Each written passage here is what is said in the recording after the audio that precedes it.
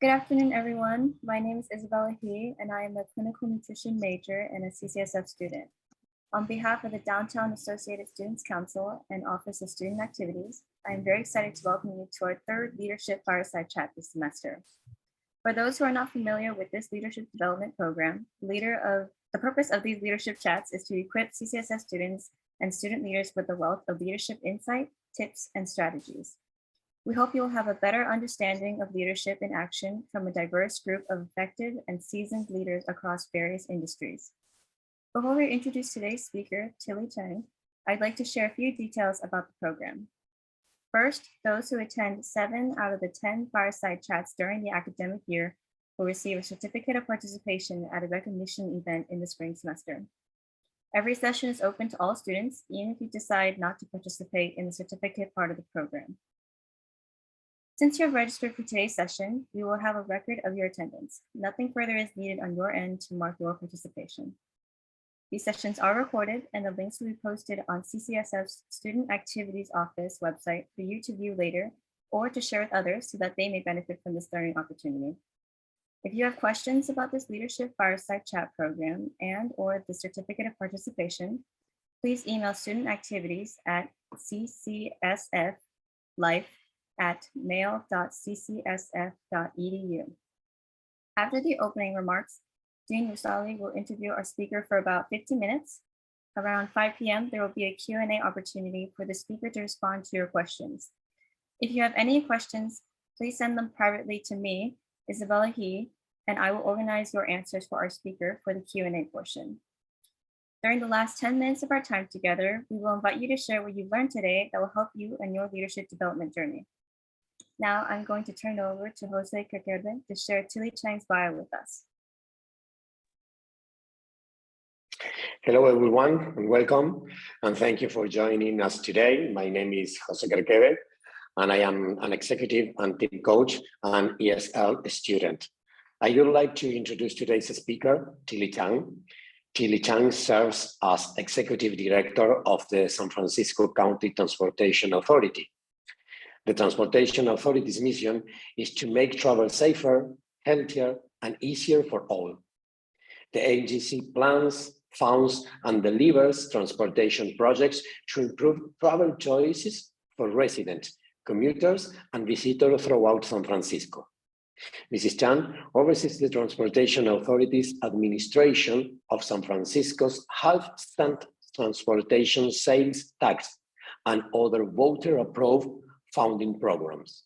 She also leads the agency congestion management function, including developing the San Francisco Transportation Plan, which is the blueprint for citywide transportation policy and investment. And now I would like to turn this over to Dean Rusali, who will be chatting with Tilly about her leadership journey and experiences. Thank you, Jose, and thank you for taking time out of your busy schedule to join our Leadership Fireside Chat session. These sessions provide our students with insights, tips, advice from great leaders as they work towards developing their own professional presence. You have a very impressive resume from having a post at the World Bank Metropolitan Transportation Commission and a wireless technology startup, and now as the Executive Director of the San Francisco County Transportation Authority. So we're very honored to have you here, and I'm going to start off with some of the questions. And this is going to be a silly question. How did you get your name Tilly, and what does it mean?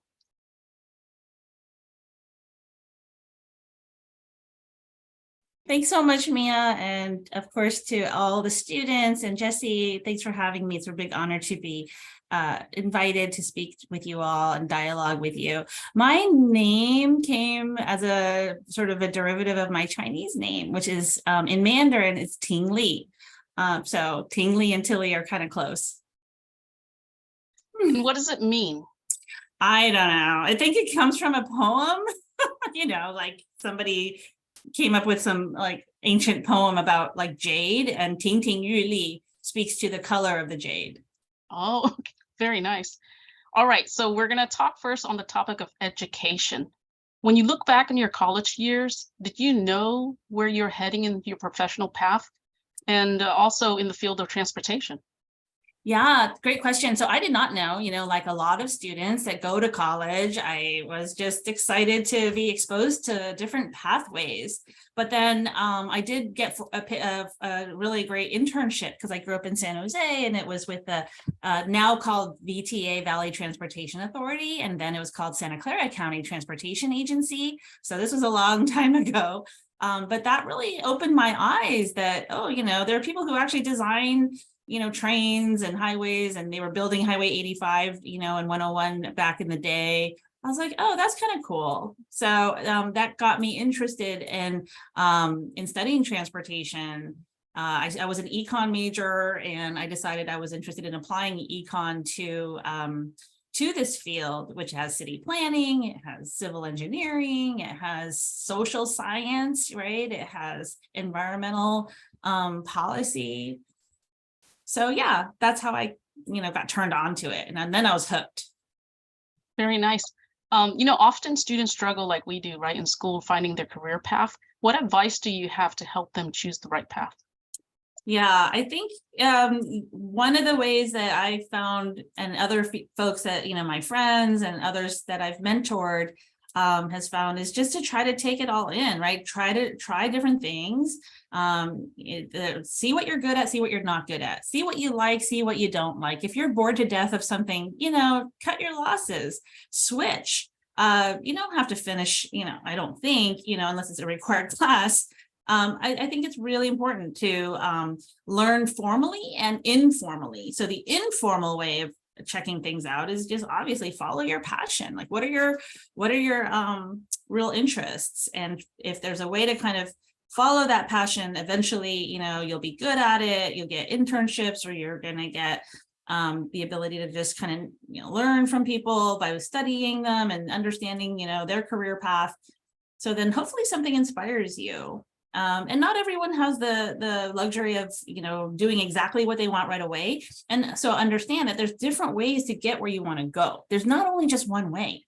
So if your dream is to do I don't know, to be a photographer, right? So maybe spend some time in some other creative area and understand, that area, and then you'll eventually find your way to what you really think and then maybe you'll discover that you're truly, passionate about something else, not only what you originally thought.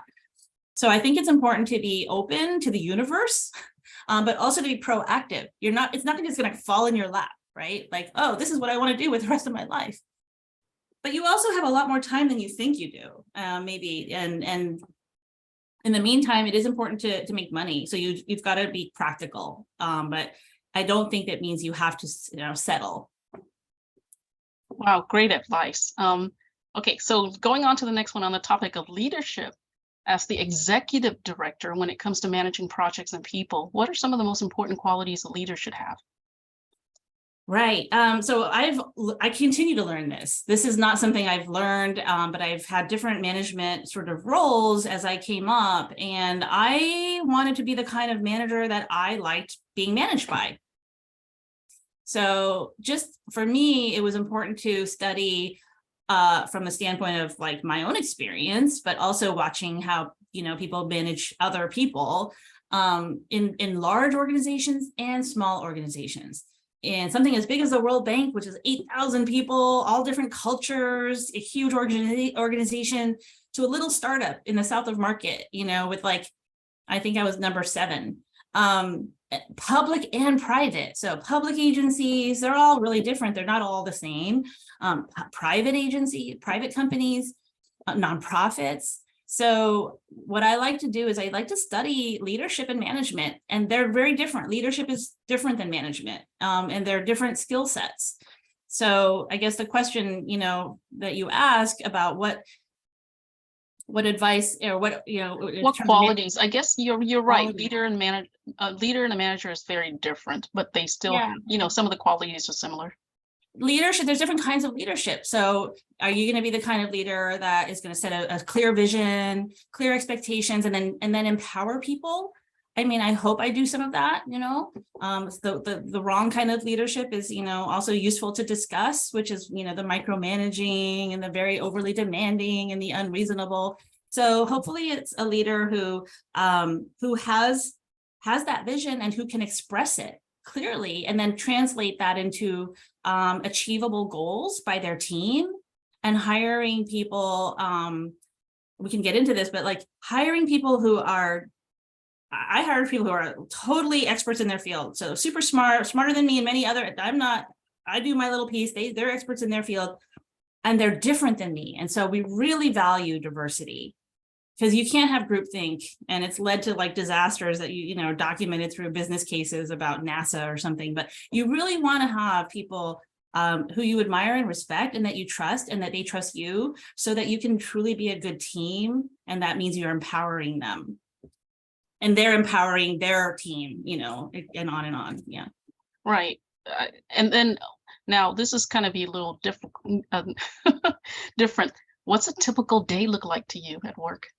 Oh, well, today I went down for my first in-person meeting at the Trans-Bay Joint Powers Authority, because I'm vice chair and I was chairing a committee meeting for the chair who's away. So I do a chair a meeting, and we're talking about the downtown rail extension and how we're going to bring Caltrain and high-speed rail into the basement of Salesforce Transit Center. That was 2 hours. You know, then I went back to my office and I had a few conference calls, and I chatted with some of my own staff, and we talked about our board meeting, which is on Tuesday, because we're posting today, Friday, ahead of a Tuesday board meeting. So we're preparing for the Tuesday board meeting, and that happens twice a month. And then I went off and I took time off to go to my kids' parent-teacher conference, because I'm a mom and we have to have some flexibility to do things like that. So I went over to the Mission, I had my parent-teacher conference. And then I came back here and I am prepared for this. So yeah, and so with all that, what about time management important? Oh yeah. You know, it, like with anything, it helps to be organized. It helps to have a good time management skills, some executive functioning skills. You know, being organized is more important than a lot of people realize, right? Because you could be super excited and have great ideas, but you have to execute. So that means being on time, you know, trying to manage, you know, not overbook yourself, but also being sure that you try to cover as much ground as you can, especially early in your career, because you want to show up, right? You want to be available and you want to be able to respond yes, but it's also important to learn how to say no. So that's right. You know. Right. Now I know you brought this topic up several times. Teamwork what about teamwork, and what about soft skills? Are they important? Absolutely. I'm sure you've heard this from all the other folks that have come to meet with you. So teamwork is so relevant in any industry, public or private, and very few people do it alone. I did early on read this book called Good to Great, and it was like one of these business books, and the guy was like, you know, studying, the book was about leadership and, you know, of these big companies that had done really well in the private sector. And there was this, I remember there's a chapter called The Genius with 1,000 Helpers. You don't want to be the genius with 1,000 helpers, right? That is just not sustainable. And there's a lot of people who kind of manage that way. So I've been, you know, studying the model of truly having delegated teams and integrated teams, because even as a small agency, we can get siloed, right? Like one division does this and another division does that, you know, planning, capital projects and funding. But oftentimes we need folks from each part of that, you know, structure to be a team. But the tendency is always just to kind of do your own piece and then to like try and coordinate. And it's easier said than done, like real true teamwork. So, you know, they call it norming, storming, and then ultimately performing. Performing, right. Yeah, storming, norming, then performing. I don't know. There's a saying. And it's really true. The natural tendency is like, I'm just doing my own work. I'm doing my best work. And, you know, but you've got to look up, you got to look around, and you've got to see how you can help your colleagues, how they can help you. And oftentimes, you know, whatever the organization's mission is, it does require and, you know, perform better with teamwork. Right. Soft skill. Yeah. So communication, reading the room, making space, not taking space, but also, you know, speaking up when you need to. So I think soft skills and hard skills are not just technical, they're communication based too. Being able to speak up and to offer your opinion, but also in a way that is gracious, you know, is tactful, is generous and empathetic. Right. So understanding that we live in such a complex world. Almost nothing is black and white. Everything has nuance. Everything has trade-offs. Everything has, different perspectives. So the soft skills are going to be a function of your experience, right? That you're, how knowledgeable are you that there are differences of opinion, right? They're not just political, there's going to be differences of opinion based on people's professional judgment and their experience.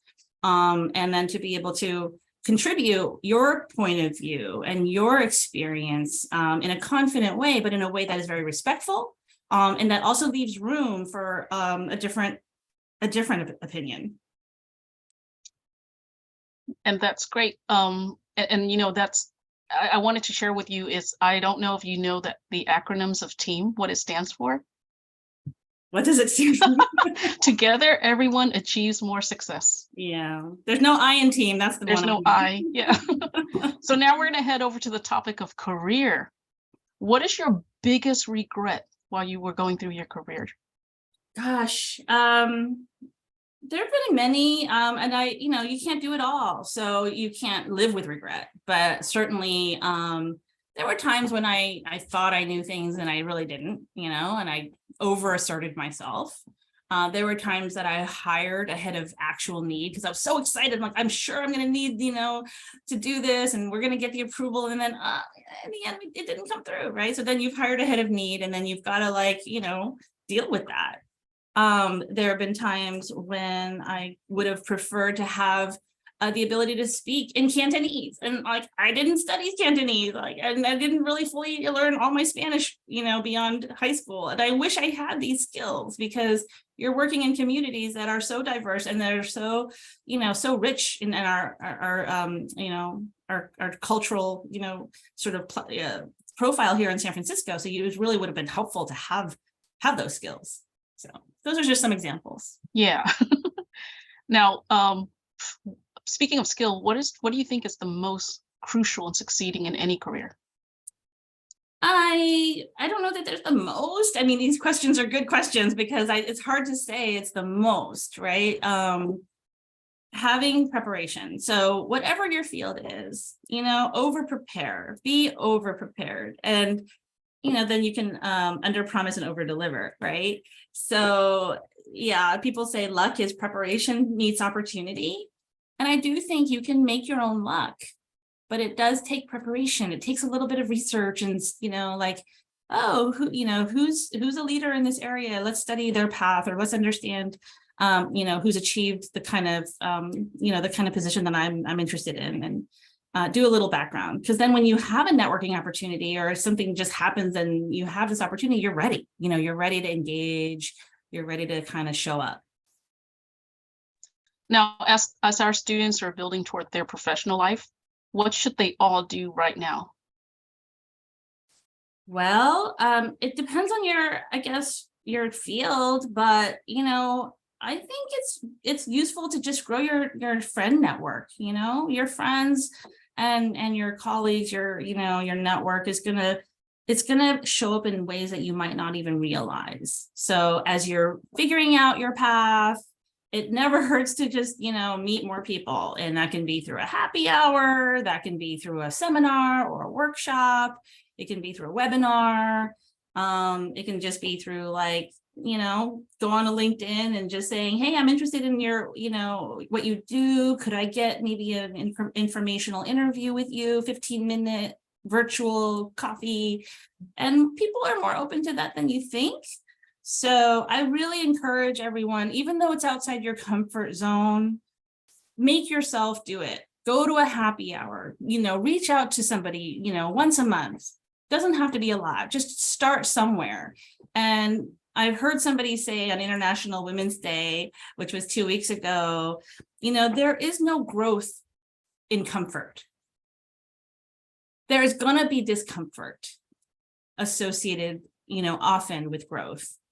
And that's okay. So put yourself into a sort of a stretch position once in a while and do something that might feel a little hard.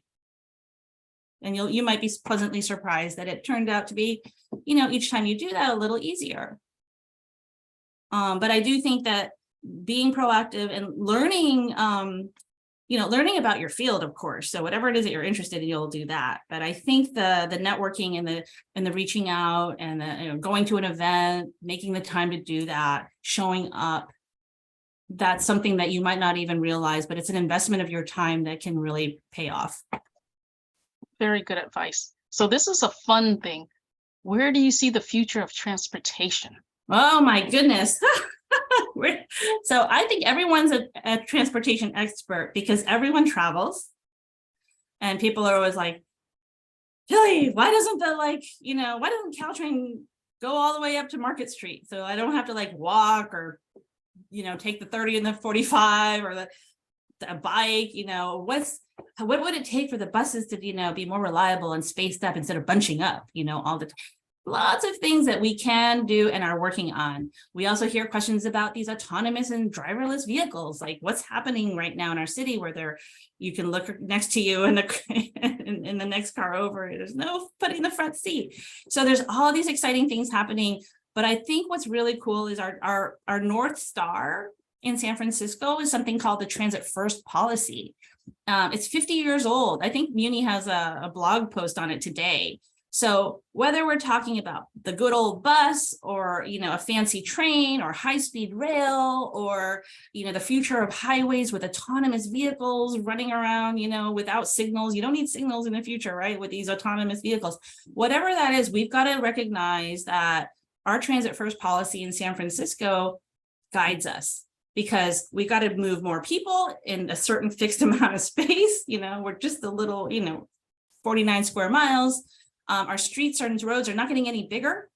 And we've got to find more ways to kind of move more people. So transit will always be efficient, bike share, scooter share, shared rides, carpools, whether it's in, your private car or a Lyft and Uber or a future autonomous vehicle, but really public transportation is the backbone. So we know we've got to keep Muni and BART and all the bus systems and the ferry solvent right now. We're facing a really tough time because the ridership is down, the revenues from fares are down, the federal relief money you might be reading in the paper is going to sort of ramp down over the next year. And a lot of the agencies are really concerned that they're not going to have the basic funding to operate the systems. So I do care about the future, and we're working on really exciting projects, including potentially a subway on Geary and 19th Avenue and down to San Mateo, that if you can imagine a second subway line under. Wow. We're working on really cool things. Wow. And I encourage anybody who's interested to look up connectsf.org. And that's where our 50-year vision is, and our countywide plan called the San Francisco Transportation Plan that you mentioned in the intro, that's there too. And it sort of shows where, maybe Central Subway, which we just opened to Chinatown, goes up to Fisherman's Wharf. Maybe those Caltrain tracks that I talked about at the ballpark go up to Market, Mission and Market. Maybe the Geary 19th subway goes down and connects at Daly City or Colma. And there's a lot of stuff on the highways, like completing the carpool network, that is being sort of built elsewhere, connecting it up into San Francisco. So there's a lot of cool things that we're working on. Yeah. That's a lot of cool things. But the next cool thing also is your California Transportation Foundation and internships. Can you share a little bit about that? Yeah. Oh, sure. I'm fortunate to have previously served on that board. And if for anybody interested in transportation, this is a statewide charitable organization, and they have a mission that includes education. So they have scholarships, but they also have 2 educational symposia. One is a 2-day symposium in Sacramento in the fall, and you and your teacher can be nominated to send you up a fully funded trip up to Sacramento to kind of do a workshop for 2 days and work with mentors and, get in little teams, and you kind of have a fun competition among the teams to respond to, say, a challenging, question of how would you do a certain project.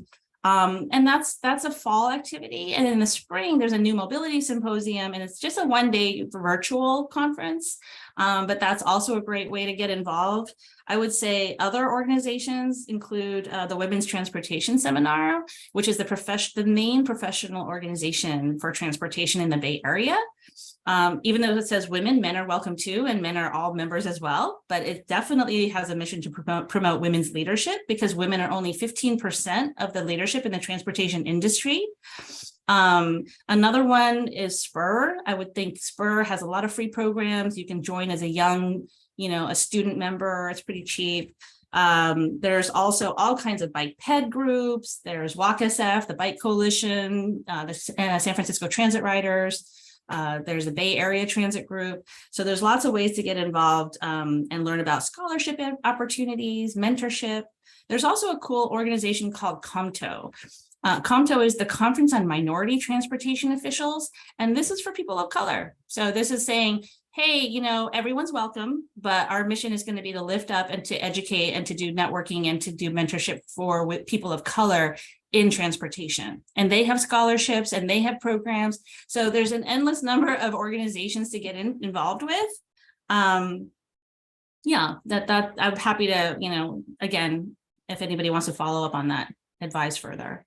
Wow, that's actually, really beneficial to our students. So now we're going to do something to make you think back about lessons learned, right? Looking back at your career decisions, what do you know for sure and the absolute truth? Oh, if wow. any. Yeah, absolute truth. Well, I do think that you can never go wrong, following what you love. I truly can say I have a dream, my dream job. Like each of my positions at the time in my life was close to my dream job, and it was because I followed what I loved. Now, did I make a lot of money, or was it, what my parents thought I should be doing? No.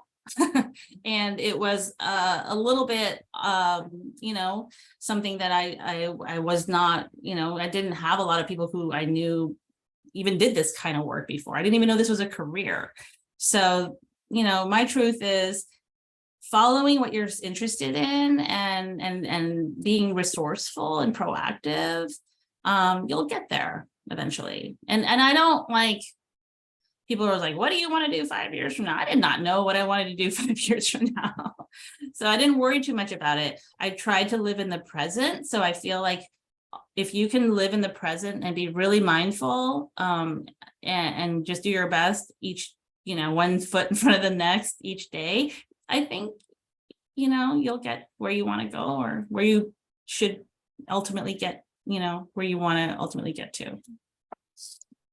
So I think you might have answered this already, but what advice do you have for the future leaders and just our students in finding their leadership? Yeah, I think I talked to my staff and I was like, everybody in this agency has leadership potential, or can be a leader, or already is a leader. It doesn't have to have any particular sort of hierarchy, to be a leader. It doesn't have to be you're a loud extroverted person. I have a lot of introverted people in my agency who have very strong leadership. And I think that there's just lots of ways to express your leadership. So what we like to do is give a lot of opportunities to lead something, and that could be a project. It could be, running an internship program. It can be going out and representing us at a conference and, representing our agency, joining an association, like I just said, and serving on their board or serving on one of their committees. It doesn't have to be the board, start with a committee and like, I'll volunteer, on the awards committee, of one of these organizations that I just mentioned. And that is a form of leadership. So I think I encourage everybody to be like, find your, consider yourself a leader without having to have, I have to achieve this degree, or I have to have this kind of job, or I have to have this kind of like, that you can have and express your leadership in lots of different ways. And that's really worth thinking about. Yeah, so on the topic of diversity, and equity, and you mentioned about being Chinese and also being female. What do you feel about being Asian and also diversity in leadership, as well as the glass ceiling? Yeah. So like I said, women, 15% of leadership in transportation industry. I'm also Asian. I'm also on the younger side. When I became director, it was 10 years ago. And I was in my early 40s and I had 2 little kids. I think what's really helpful is when you're looking at leadership, and you might even yourself have this, like, you know, a traditional notion of what that looks like. You have to break it down in your own head. Like, you have to have this notion that, okay, you have to have self-belief and self-efficacy. Then we have to study, all different, as I said, around you, be aware of your own limitations. So there's a lot of self-reflection in that. Then I think it's really important to get out there and say, okay, I deserve a seat at the table. And if there's no seat at the table, like Shirley Chisholm said, you bring your own chair. Be creative, find ways. And that's not everyone's style, but for me, I had to find my support system, right? So at home, I had to be sure that my home life and my kids came first. And once I had that, then I could go off and do these things. And that was, that's something I had to negotiate in my contract. So you have to speak up for yourself. You have to say, you know what, I could really use, executive coaching. And that in the beginning, that looked different than later on, because executive coaching can be in different areas, right? So you have to advocate for yourself. You have to say, I'm not going to kill myself and burn myself out and ruin my family because I love this job and I do love my agency, but there's limits, right? So setting boundaries, wellness, ultimately extended beyond myself and for my whole staff, that we were losing people and it was not healthy, and the return on investment was low because you train somebody and they leave, or whatever. So we had to figure out how to fix things and invest in wellness and work-life balance. So I think all of that was lessons learned along the way. When I became the executive director, it was sooner than we all thought at my agency. I had already been at my agency for 10 years. And then, so I was a rather young executive director, and I'm short too, right? So young looking, short, female. Maybe at the time my voice was, higher, and I have a tendency to talk fast sometimes. So you learn to moderate, you learn through communications coaching, speak more slowly, lower your voice, modulate your voice. All your communication style then can improve, and you can overcome some of the stereotypes and the barriers of perception around the stereotype of young women leaders who are, not what folks perceive when they think of leadership, right? Typically. Most of our students that joined us tonight are English as a second language. What advice do you give them, as you already talked about confidence, and stuff like that, but what advice do you give them when they're looking at, positions in management? Yeah, I think it's a strength. We live in such a diverse city and region and world. I think you should bring your cultural background and heritage and knowledge to your to the value that you add in whatever it is you're pursuing. Build your network, take advantage of all the things that your cultural heritage already gives you, and learn about another heritage. Be conversant, be able to identify with and have some insight into a culture that's not, maybe it's not the mainstream. We all have to learn the mainstream culture, right?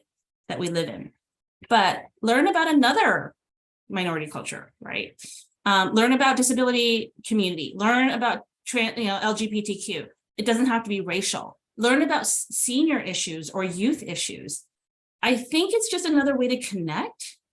And especially if it comes from a genuine place, an authentic place, not just you're trying to check a box, it will just open up your leadership. It will open up your ability to be intersectional and to collaborate with people, because it's a lot about, we talk about teamwork, it's collaboration across communities.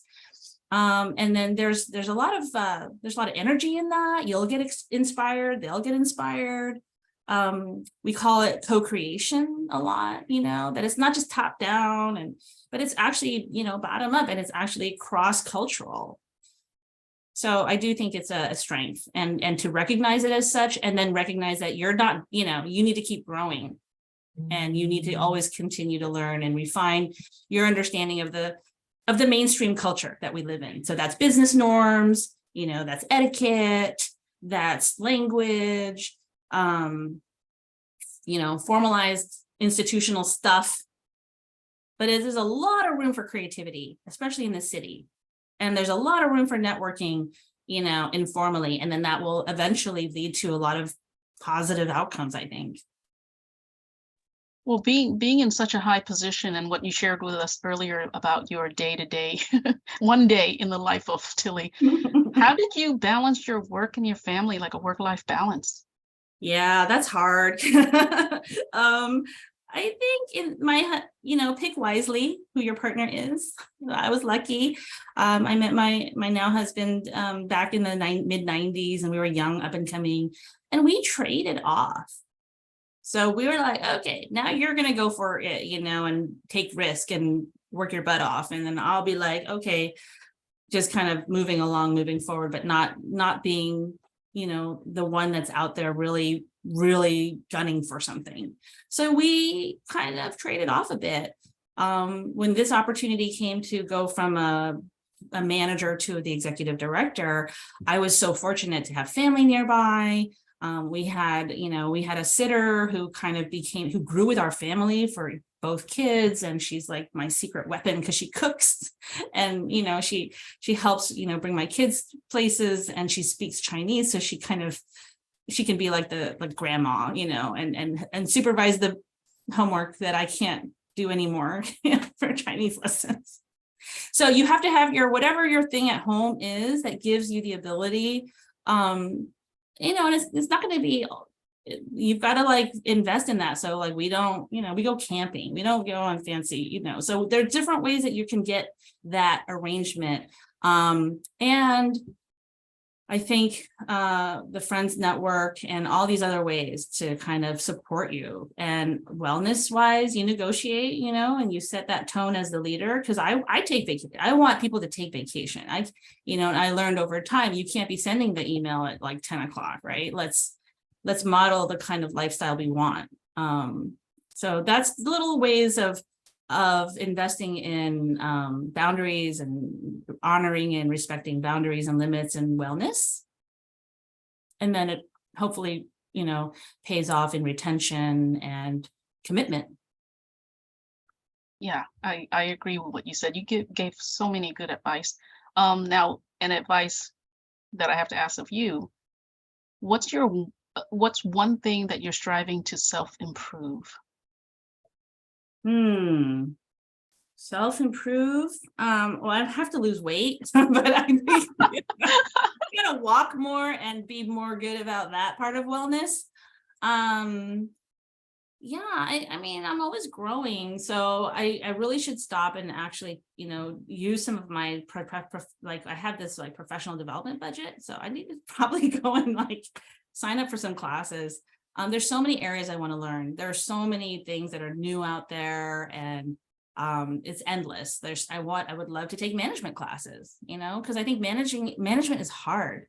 There's organizational management, there's people management, very hard, project management. There's so many. I really respect management because there's lots of different pieces of management.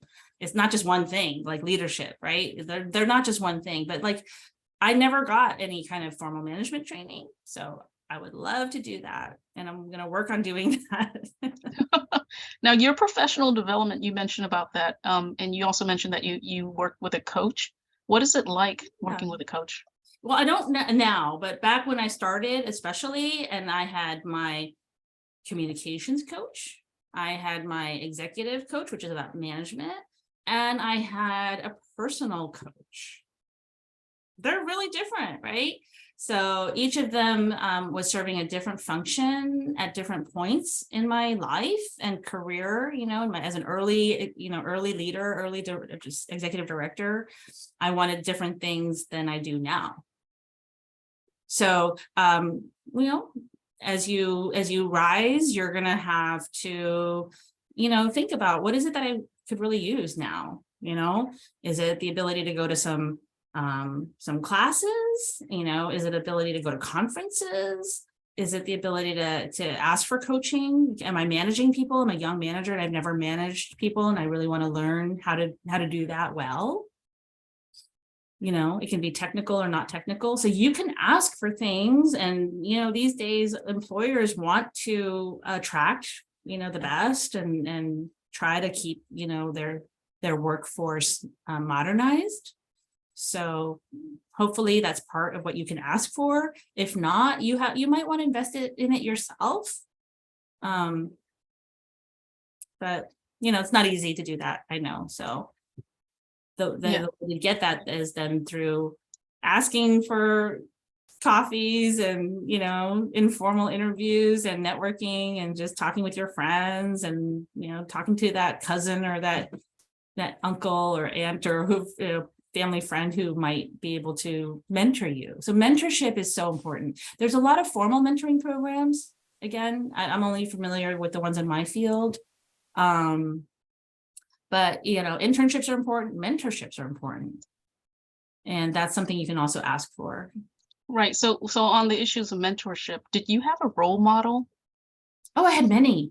Yeah, I had many role models. And I feel like I was mentored by, by my teachers in school. I was mentored by my first few supervisors, and a lot of them were men and amazing men, but also women.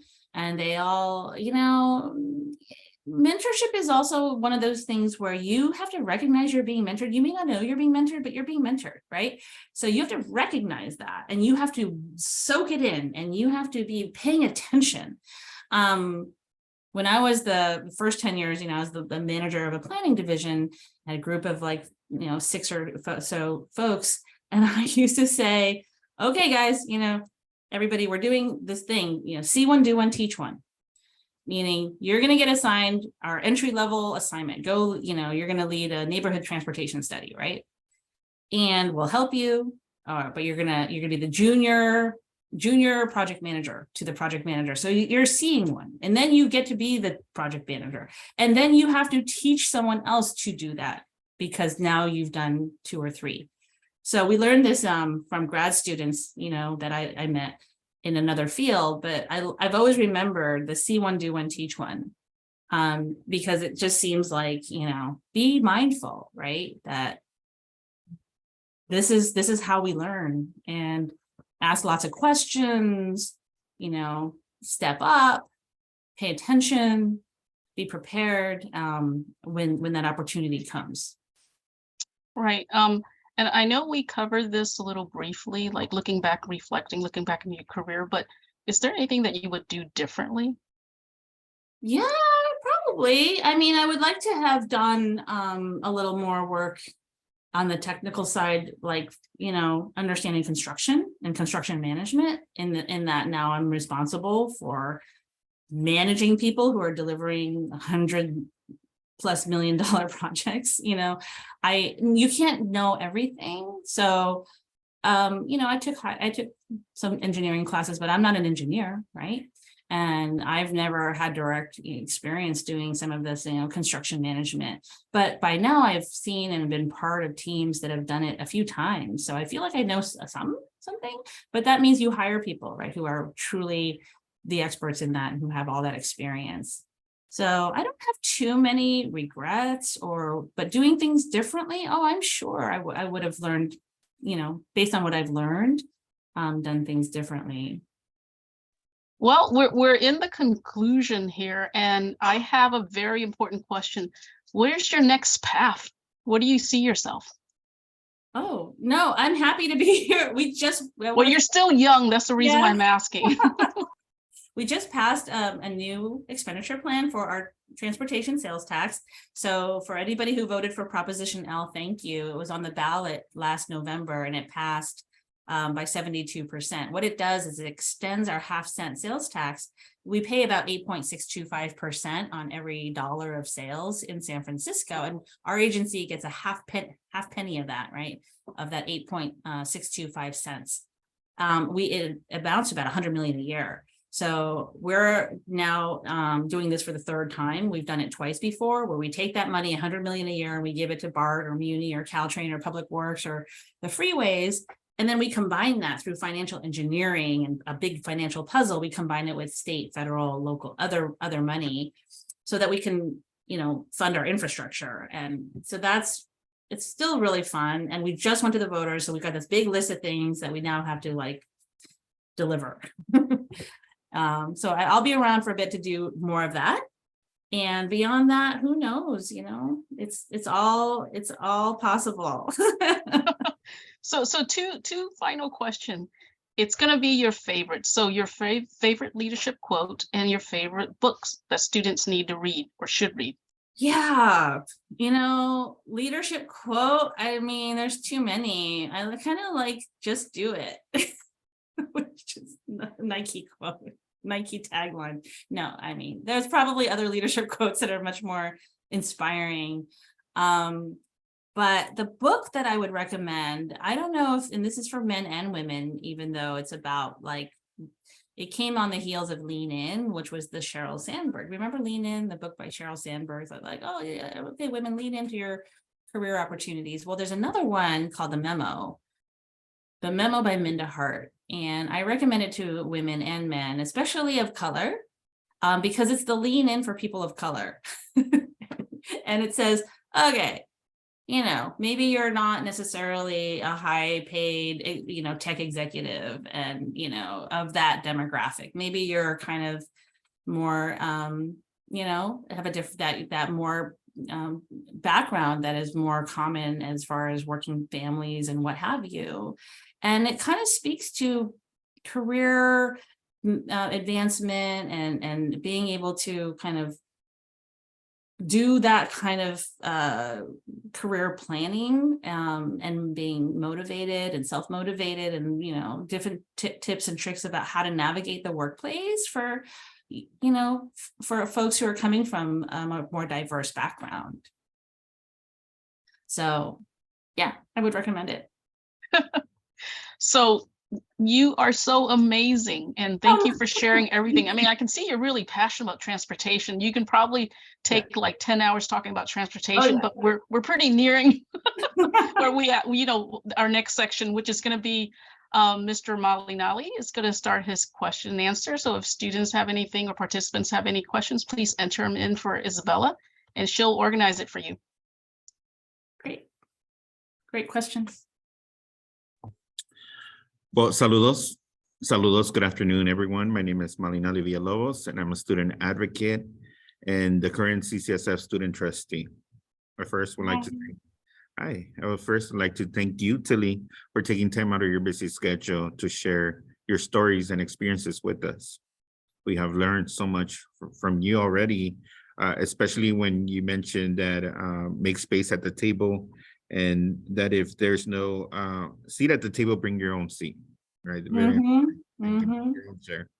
So thank you. And just a reminder for students, if you have any questions, go ahead and send them to Isabella. She'll take your questions. But I'll go ahead, as is, there's several questions already from the audience. So for the next 20 minutes, I will be facilitating the Q&A portion. And I'll go ahead and start. Okay. So one of the questions that we got is, as a team leader, what's good that do you train or do you try to develop in your team? Yeah, that's a really good question. We recognize that right now, the group training that we've prioritized for the last 4 years is racial equity. When I first came on as executive director, I had already been at the agency 10 years, and I saw its strengths and I saw its weaknesses. And one of the weaknesses was we didn't have as diverse a staff as we should. as far as, reflecting San Francisco's population. And it started with that type of like effort within the agency to try and diversify, and also not just our staff, but the contracting opportunities for small businesses. We wanted to make sure that we were engaging a lot of the local businesses and minority businesses. So we were the second team, I believe, in San Francisco to go through the GARE program. This is the Government Alliance on Racial Equity. The planning department, I think, and public health or PUC or Rec Park, they might have been the first team to go through, and our agency was among the second year. And that was a year-long program that the whole agency went through. And we had workshops, and we had to understand, basic history and the institutional sort of history of San Francisco and the different types of bias that everybody has. And to better understand each other begins with understanding yourself first, and having to, perhaps sometimes do work on your own before you can really engage. And then we created a staff committee, a racial equity committee at the staff level to kind of, create ideas and kind of bring them up to present to the management team and to me. So we tried to make sure that people had shared training, shared vocabulary, had some coaching from somebody who was teaching us from the program. Then we started to teach ourselves, right? And then we started to create like racial equity statements. This happened during the George Floyd murder and, all the murders around that time. And so we had more capacity when that happened, even though it was really traumatizing and upsetting, that we were better prepared to express, how our agency and our work was going to try to support healing and reform, and be part of that. Like, for example, our work needed to be very transparent, right? When we're trying to talk about who is served by transportation, who's not served by transportation, who's getting hit and killed on our streets. When we talk about traffic safety and Vision Zero, what are the disparities in transit service across the neighborhoods? How do we bring transparency and data to these questions so that we can use our funding proactively and to partner with community groups on the ground who are, living in these places, and have them be the leaders and have them empowered to plan for themselves and build on organizations that were already in existence. So those were the types of things that hopefully in the last 10 years we were able to strengthen, and we're still working on it. It's never, we have this, by now we have a rule or a resolution or something in the city that agencies have to have racial equity plans. So we all created them a couple years ago, and we're implementing ours. But I do feel like we had a bit of an advantage because we were already working on that from prior years.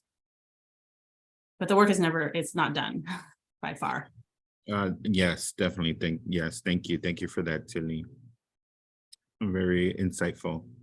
Another question that we got was, what are two biggest achievements you gained for people who use public transportation in the city, in the county of San Francisco? Yeah, great question. Achievements. Well, one of them I don't take credit for, but I'm so happy it's here, and it's because of our leaders. It's Mayor Breed and Supervisor Melgar and others who like Poder and organizations that advocated on the ground, is for a free Muni for youth. So the fact that Muni is free for those, great. Well, thank you for working on free Muni for youth and so many other things, right, in transportation. We do know, that it's only for this year. It was last year. Maybe, the seniors also have free Muni for seniors, and those who with disabilities. So we do try to continue to build on that, because, it can, even though the fares in San Francisco are pretty low, it still costs a lot to have fast passes. You have multiple kids in a family. And then we try to make sure the bus service is as good as possible, like giving the 29, an R, a rapid line. That's something that people organize for too. And trying, because there's so many schools along this line, right, including many city college campuses. So we want to make sure that we're focused and that we're prioritizing, things like, I remember Supervisor Walton was like, Tilly, we got to bring the 15 bus back, right? So we led the study for that. And then eventually he kept, he's on our board because my board is the 11 members of the board of supervisors. So in the Bayview, there used to be the 15 before the 3rd Street light rail, and then the 15 went away. And then the community's like, we'd like the 15 back. So we did some work there. We did a study. What would the ridership be? What would it cost? And then the next year they made it happen. That was Muni and Supervisor Walton. So, but it all begins with a lot of community work. So one of the things I'm proud of is that we invested in neighborhood planning. And this was when John Avalos was our chair for 4 years. So Supervisor Avalos, amazing. Supervisor Avalos was our chair. And under him, he's like, I would like to see a Muni equity plan. And I would like to see neighborhood planning, that resources go not to the agencies, but to the community. And let them self-determine and let them, build capacity and let them express their desire for improvement, whether it's a crosswalk here, a signal there, a bus stop here, whatever it is. So then we put it in a plan. We subcontract, hopefully, with, one of the neighborhood groups in the area. Sometimes there's more than one. We give them some funding to do the outreach and the coordination, and then they grow capacity so that the next time when the study is done, they can advocate for design and capital grants to build the recommended projects. And then of course we help them along the way, but we want to always build capacity and empower and strengthen local community organizations and community members. So those are the things that we started back, and now we're carrying on. And what we did in Prop L, what I just mentioned, is we doubled the neighborhood planning pot of funds. And we created the second pot only for equity priority communities. So it's only for communities that have been sort of approved or adopted as EPCs. Now, what is an EPC? This is a neighborhood that is, majority minority, or, in terms of diversity and low income. And maybe, other factors like 0 or 1 car households, single head of household. So there's a certain sort of definition to be an EPC, but we created a second pot who are only eligible for EPC neighborhoods. Oh, thank you, Tilly. So just a reminder for the audience, if you have any questions, you could go ahead and send them to Isabella privately, and we'll make sure that we get to them. So our next question is, you mentioned that there is no growth in comfort. What is your definition of growth? And is it not possible to grow comfortably? To me, comfort means I'm able to confidently do what I'm doing, right? And I'm not taking any risk. And I think that's fine. You can't constantly be taking risk, right? But I think that oftentimes, whether you want to or not, you're put in an uncomfortable situation. And then you can really grow from that, right? And sometimes you put yourself in that position, right? Sometimes you don't, and you're just put in that position by life or your circumstances. And I think that there's just a lot of times when people are complacent, and there's some benefits to that, because we all need to enjoy those moments when there's no crisis. But if you want to grow professionally, and if you want to grow in your capabilities, maybe you should take that, speaking opportunity, even though you're terrified of speaking publicly, but take it and do it. And it'll be okay. The sky won't fall. You'll probably do great. But if you don't put yourself in that situation, you may always be fearful of speaking, right? And then how do you overcome that? So, maybe you're not public speaking. Maybe you're going to just go and, go to one of those professional events that I mentioned that, it's not your first favorite thing to do, right? But you want to put yourself out there. I think that's really what I meant. Not that you can't have comfort. Comfort is important. Comfort is self-care. Comfort, is one of those things that not everyone gets, and it's a luxury. So enjoy the comfort. But I also recognize that sometimes out of either fear or lack of confidence, we don't give ourselves that stretch goal. Yes, that's really good suggestion and recommendation. So I'm looking here as far as that fear, right? Do you have any advice approaching someone for an informal informational interview?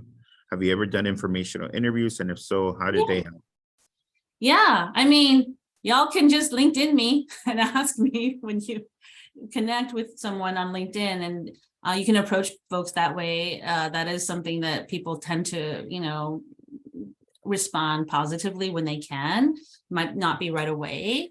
You can also approach somebody who you admire and just say, I saw you in that meeting and I thought, your answer was in that situation. You're just going to compliment someone, right? And strike up a conversation and say, hey, I wonder if I might ask it for if you have time, if it's when convenient to do a coffee or to, talk before a meeting, spend 15 minutes, at the end of the lunch hour or whatever, if we could chat a little, but have a specific question in mind. You're not just going to ask for the time and then sit there and you have to be prepared to use their time well, of course. And then, it can be something like all the questions you asked today, what was your path? How did you end up here? What did you like? How did you pick this place versus another place to work? It can be any number of questions, but people like to talk about themselves.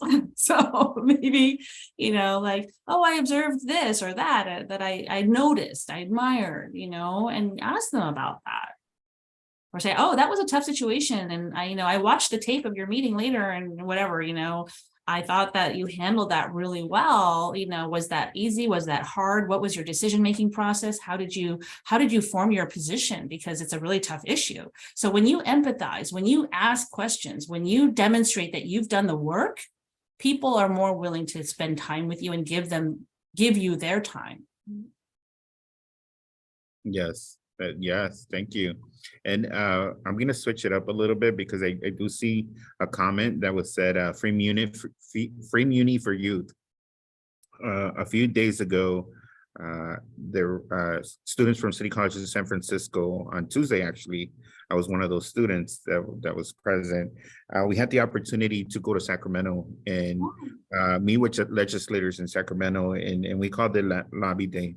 And this was students throughout California from all different tiers of education, from UCs, CSUs, community college being the largest system of public education, and some K through 12 schools. And the purpose was to have free transit for all students in California. What would you say, and this is for a bill that is going to be pushed, AB Assembly Bill 610, which gives free transit for all students in California. What do you have? What would you say to those students that were there in Sacramento or students in California about having free transit? For students? Yeah, well, thank you for doing that. That's great. That's a lot of work to advocate and to band together and organize. I mean, obviously, I'm not telling you something about organizing, but I really admire that. And that's the right thing to do. I think whatever your strategy was, I wonder if, I'm sure you heard, timing can really matter. The year that you pick. This happens to be the year of a huge fiscal cliff for Muni and BART and Caltrain and LA Metro and Metrolink. So I don't know if this is the year, but it takes years to get to an opportunity sometimes. So doing a lot of education, always coming in with ideas for where the money would come from or a sense of how much it might cost. So there's I'm sure an estimate somewhere. Also advocating based on what is the cost of not doing it? What is the cost to students of not having this benefit, in terms of their ability to access sometimes from many, 20, 30 miles away, and driving is so expensive and parking and gas and tolls, like really making it clear what is the cost of not acting. But also being mindful that, it's a tough budget year. The state right now is tough, but what about looking at philanthropy? What about looking at corporate sponsors? What about looking at partnering, you know, with other kinds of industries so that it's not just about going to the state government this year when things are really tight and there's a $5 billion transit funding gap over the next 5 years. It's tough. It's a tough time, but I don't want to discourage you. I think it's a great effort and I, you know, would love to see it. And I know you're already probably on it as far as all these different strategies, but that's what comes to mind. Yes, yes. Well, thank you. You know, thank you for that. Because for students, we've identified that transportation is one of our student basic needs. No, and it's a barrier. Yeah, it can be Yes. a barrier. Yes. So another question that we have is, well, first of all, thank you for sharing your knowledge and experience. What is your favorite part of your job there at San Francisco County Transportation? Oh, my favorite part by far is working with the community, you know, like last year I did a lot of, you know, educational presentations and I got to meet with a lot of folks more than I usually do because, you know, nowadays I have a lot of teams that go out and do that work.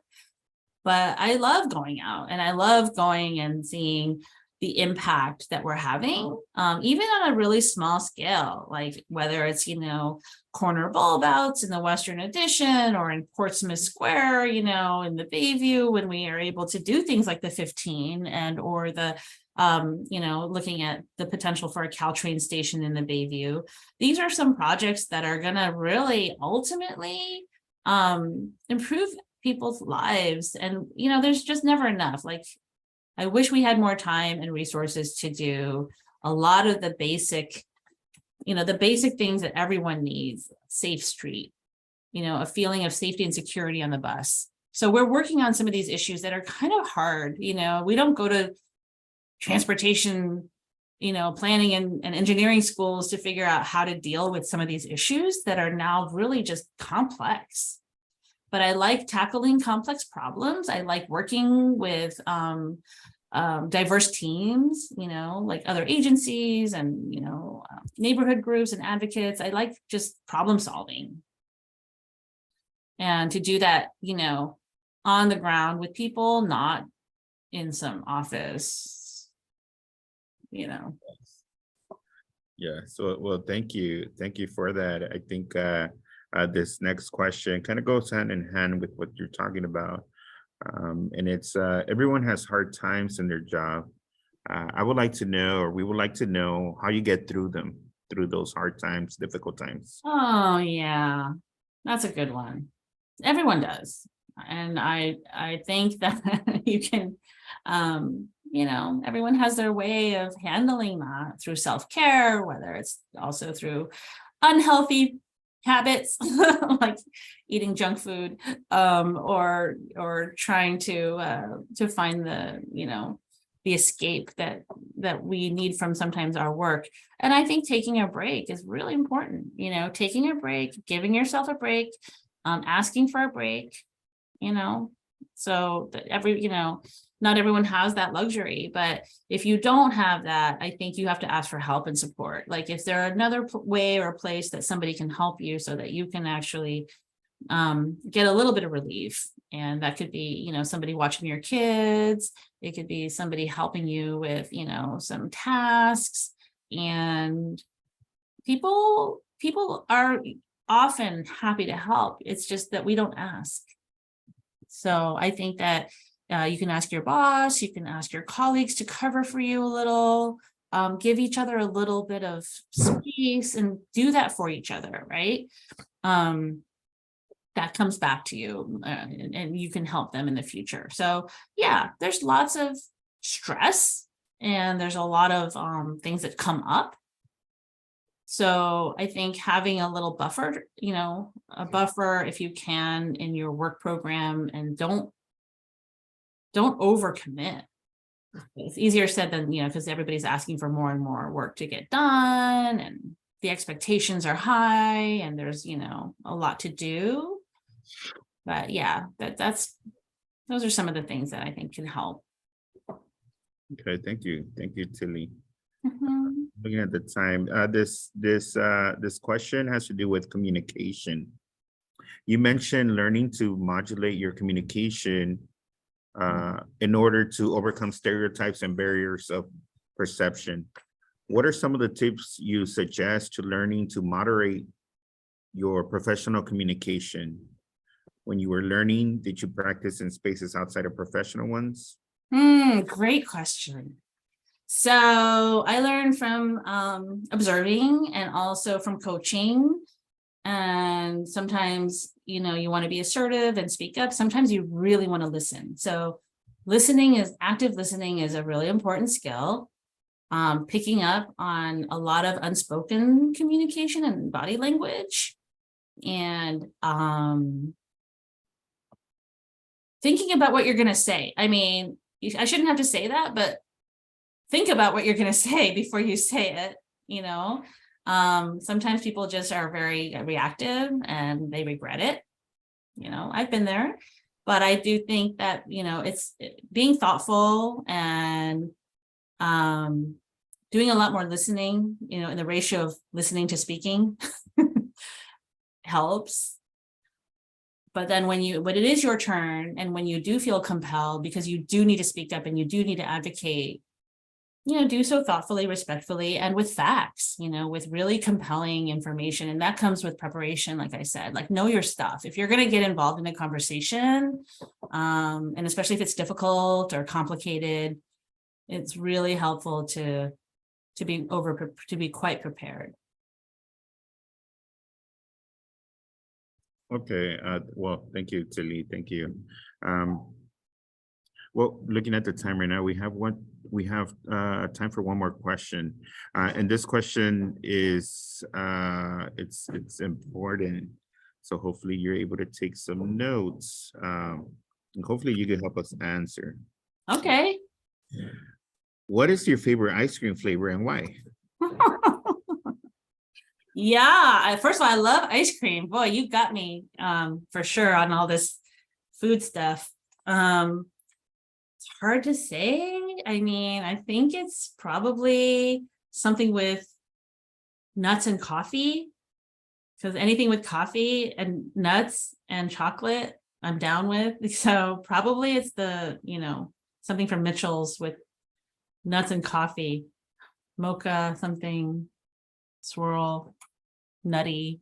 What was it called? I can't remember. I just remember I love it. Or I go to Marco Polo and get the, you know, something amazing like with ube or sesame or something. I'm terrible. Yeah, nice. I think I Yeah, know. Marco Polo is after really this. an old ice cream place. They make it all natural. They've been around. They have this wheel that you can spin and Oh, that's if you're Pollyann. unsure. That's Oh, Pollyann. Pollyann. That's Yeah, right. yeah. That's another No, I one. know my ice cream. Marco Polo and Terrible is really good too, but Pollyann. Yeah. Okay, well, so we know where the after party is going to be at. Let's go. Well, well, thank you very much, Tilly, for your engaging answers. And this completes the portion of the questions. So I'm going to go ahead and turn it over to Timan, who will facilitate the next portion of our event. Great. Thank you, Melanie. Thank you, Malinali. Hello, everyone. My name is Timan, and I'm a proud mother, senator on the Downtown Student Council, and credit student at CCSF. I want to thank you, Malinali, for facilitating the Q&A portion of this event. And thank you again, Tilly, for answering questions from the audience. We really appreciate you sharing your leadership journey, helpful tips, lessons learned, and leadership advice. Participants and facilitators, please share with us what inspired you today or what you have learned from Tilly. Actually, I love what you say that like consider yourself as a leader and spread your leadership skill different ways. So as we wait for participation to gather these thoughts, I'd like to invite my fellow facilitators to share what they've learned. Malinali, how would you like to share? Yes, well, one of the takeaways, well, there were many, but one of the takeaways that I got from today, Tilly, was when you were sharing about continuing to learn and keep growing in every aspect. So that's one of my takeaways that I'm taking with me. Oh, great. That's wonderful. Isabel, do you have a takeaway? Yeah, of course. Thank you so much for such a wonderful interview and Q&A portion. I could really tell how compassionate and genuine you feel about so many of your answers. And it honestly made me really excited because a lot of it resonated with me as well. Especially when you were talking about wellness, like your emphasis on wellness, like taking care of yourself in a personal way, but also in a professional way, like setting boundaries and advocating for yourself, because it really does affect the quality of your work and your presence and your commitments when you don't take care of yourself. And I also really loved learning about all of the things about the transportation in our city. It's just because I also take public transportation, but I definitely didn't know about all the work that was going on as much as I know now. So thank you so much for coming in today. Oh, thanks for the feedback. That's great.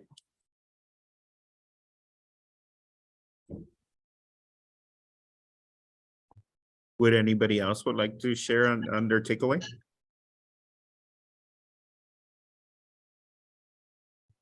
All right, go ahead, Chloe. Yes, I really inspire when you say there is no growth in comfort, because I think most people, they just want to stay in their comfort zone. So that's really important for them to get out to their comfort zone. So that would definitely need to be my quotation. Thank you so much. Thanks, Chloe. Yeah, and I understand, it's hard because our natural inclination is Yes, it's hard to get Yes. out the comfort zone. It's good to practice a little bit. Yes. Any other takeaways? Maybe Jose, if you would like to share your takeaway. Or anyone else? Jose, unfortunately, is offline. He's in Argentina. So I like to share the final takeaway, which is I think this whole chat has been really amazing. Tilly, you gave us so many tips, so many insights, and it's just amazing, and it's really inspiring, I think, for the students, moving forward to make their own journey in life. And you kind of share your personal, stuff, some personal stuff to us about your journey also, and we really appreciate that. So I really want to thank you, and looking forward to also, automation, right? The changes that you mentioned that's happening, the connections from city to city, that's really cool. Yeah. So yeah, thank you. Oh my gosh, thank you guys so much. I'm inspired. You guys have amazing leadership here today already. I felt very supported as an invited speaker from the very, first time that Geisce reached out, and then I spent time with Mia, and then just met Isabel and Timon just before this call started. So I felt very supported. And Malinali, it's such a pleasure to meet you, and to, for you to share it yourself during our brief interaction was great too. So I'm excited to be a resource to you in your personal journeys and professional journeys. I try to be available, so feel free to reach out in various ways, and I'll do my best. And I can also refer you to others, because whatever your field is, it's probably not my field, or a related field, but I'll do my best to also help with your maybe networking or other advice. Thank and you. Then we have a student that says that we normally want to do everything ourselves, and now you've explained about being a mother and having support is something really important to them. Yeah, it's hard for everyone to be a good mother, friend, son or daughter, and then also be there for yourself. So I want to thank everyone for joining us tonight, especially our facilitators, student facilitators, Yeah. Isabella, Jose, Malinali, Timon, Team right? And the Centers Association Student Council, and then they're also Ann Fontanella, Thank right? you. Yeah. Mhm. And the Student Activities Office. Now, our next speaker is going to be Ronnie Urbas, Senior Director of Google Cloud. That's she's going to be here on April the 7th. And then Lisa Kirshner, General Manager of San Francisco Airport, Port Waterfront Marriott, is going to be April the 28th. And so you can also visit our Fireside Chat website for more information. And also remember that on May the 5th, Tilly, we're going to be inviting not just the students who've attended 7 out of 10 sessions, but our speakers, our leaders are going to come out to do a certificate of recognition and also recognizing I'll be our there. great leaders for coming. Yeah, we expect you to be there. I'll look forward to that and to meeting you all and other amazing speakers, which I'm so glad that you're recording and sharing. So thank you. Thank you, everyone. Have a good night. Have a Thank great- you, Tilly. Thank Thank you you so much. Thank you. Yeah. everybody. Thanks, Take care. everybody. Good Thank luck. you. Take care.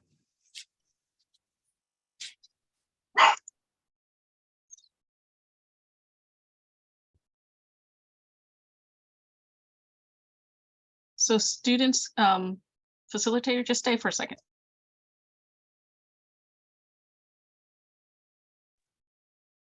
Anne, are you still there? I'm here.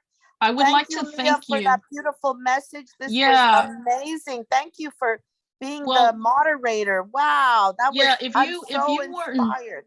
well, if you weren't part of this, and I know this, you know, our student council and this student trustee and everyone else that also knows how valuable you are to bring the students here for us. And I want to thank you to continue to working with them. And I wanted to share with Malinali was there at our meeting this morning when we talked about, you know, things that we can do better. And one of the thing is, you know, one of the student I privately messaged you brought up the fact that very emotional, that when she started, it was really disheartening. She was confused, you know, didn't get any support and felt like basically she's going to drop out until she met you. And you enlightened her and you saved her. And I'm about to cry, but because she brought up the fact that you were so amazing. Oh my gosh. Now I'm gonna cry. And I know who it is. So what wow. I wanted to say is you do amazing work. And, you know, just to have you there